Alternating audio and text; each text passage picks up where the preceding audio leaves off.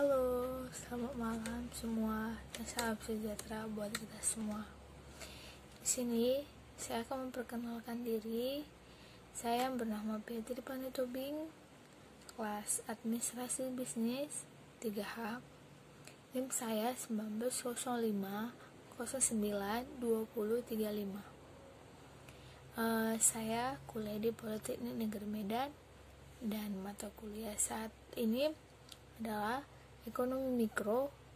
Dosen pembimbing saya Edis Tempuh. Di sini saya akan menjelaskan tentang judul saya, yaitu menetapkan harga yang lebih tinggi dari keseimbangan. Dan saya sini akan menjelaskan tentang apa sih menetapkan harga yang lebih tinggi dari harga keseimbangan. Saya akan mengambil satu contoh tentang keseimbangan pasar. Di sini saya akan menjelaskan tentang keseimbangan pasar. Nah, teman-teman, di sini saya akan menjelaskan tentang keseimbangan pasar. Dan pasti teman-teman semua tidak paham kan apa sih tentang keseimbangan pasar itu? Di sini saya akan menjelaskan tentang keseimbangan pasar adalah terbentuk suatu harga. Keseimbangan harga adalah harga di mana konsumen atau produsen sama-sama tidak ingin menambah atau mengurangi barang atau jasa dijual atau dikonsumsi. Nah, kita di sini akan menjelaskan tentang dengan kurva keseimbangan pasar di bawah ini. Apa sih tentang gambar kurva keseimbangan pasar? Di sini saya akan menjelaskan tentang gambar tersebut. Pada kondisi keseimbangan pasar atau market equilibrium atau kuantitas permintaan QD akan sama dengan kuantitas penawaran QS, atau terbentuk kuantitas keseimbangan QE. Harga yang diminta PD pun hanya sama dengan harga yang ditawarkan PS, sehingga terbentuk harga keseimbangan PE. Secara grafik, harga keseimbangan ini terjadi pada titik potong antara kurva permintaan dengan kurva penawaran, atau titik E atau titik equilibrium. Nah, teman-teman, di sini saya akan menjelaskan tentang contoh soal keseimbangan pasar. Di sini saya akan menjelaskan soalnya tentang kasus bakso. Di dalam tabel ini ada dalam skendul atau tabel permintaan dan penawaran bahwa harga keseimbangan adalah seharga 16.000 dan kuantitasnya keseimbangan adalah 160 mangkok. Dan di sini saya akan menjelaskan tentang tabelnya. Di dalam tabel tersebut ada dalam harga per mangkok dalam rupiah dan jumlah yang diminta dalam mangkok, jumlah yang ditawarkan per mangkok atau sifat entitasnya.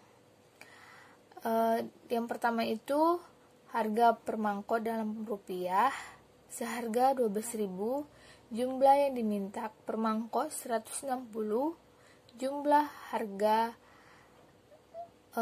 yang ditawarkan per mangkok itu 200, sifat interaksi, kelebihan penawaran. Dan kedua, harga per mangkok dalam rupiah seharga 14 rupiah dan jumlah yang diminta per mangkok 140 dan jumlah yang ditawarkan per mangkok adalah 180. Sifat interaksi, kelebihan penawaran. Dan harga per mangkok dalam rupiah seharga 16.000 dan jumlah yang diminta per mangkok adalah 160. Jumlah yang ditawarkan per mangkok 160. Sifat interaksi adalah keseimbangan pasar. Dan keempat, harga per mangkok dalam rupiah adalah seharga 18.000. Jumlah yang diminta per mangkok adalah 180. Jumlah yang ditawarkan per mangkok adalah 140. Sifat interaksinya adalah kelebihan permintaan. Dan kelima, harga per mangkok dalam rupiah seharga 20.000 dan jumlah yang diminta per mangkok adalah 200. Jumlah yang ditawarkan per mangkok 120. Sifat transaksi kelebihan permintaan. Dan di sini dalam tabel ini adalah yang ditentukan itu yaitu harga per mangkok dalam rupiah adalah seharga 16.000 dan jumlah yang diminta per mangkok adalah 160. Jumlah yang ditawarkan per mangkok adalah 160.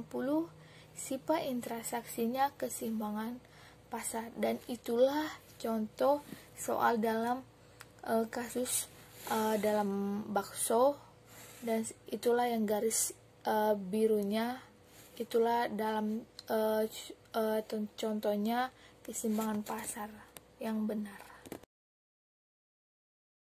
Nah, teman-teman, saya akan menjelaskan tentang gambar setelah selesai dalam tabel soal kasus bakso tersebut. Di sini saya akan menunjukkan sebuah kurva keseimbangan pasar bakso adalah ini, teman-teman, dalam bentuk gambar kurvanya. Yang setelah sudah terjadi dalam tabel tersebut adalah gambar kurva keseimbangan pasar bakso.